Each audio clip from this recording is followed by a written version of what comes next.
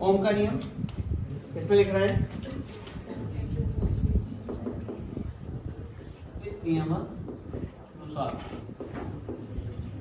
Inverted comma किसी चालक तार के सिरों पर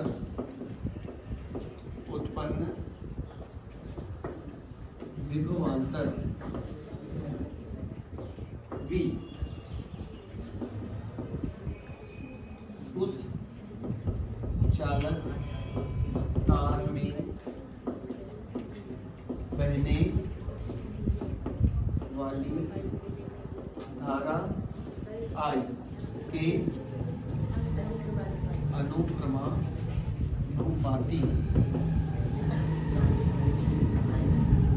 होता है, इन्वर्टेड कॉमा बंद,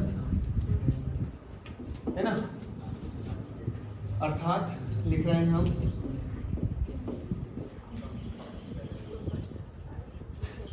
V is proportional to I, या फिर V बराबर, यहाँ प्रपोजल हटाकर लगाएंगे I R, जहां R एक नियतांक राशि है जिसे चालक तार का प्रतिरोध कहते हैं। अब ये यहाँ पर R क्या हो जाता है, प्रतिरोध।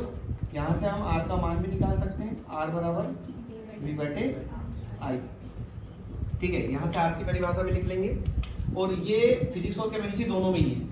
हम बोल रहे हैं किसी चालक तार के सिरों पर उत्पन्न विभवांतर। मान लो कोई चालक तार है, ये चालक तार है ना, यहाँ पर और यहाँ दो सिरे हैं इसके, तो इस चालक तार के दो सिरे और उस पर जो उत्पन्न विभवांतर होगा, इस सिरे का विभव और इस सिरे के विभव का अंतर। किसी भी चालक तार में या परिपथ में धारा तभी बहेगी जब उसके सिरों के विभव का अंतर हो। एक जैसा विभव होगा तो धारा नहीं बहेगी।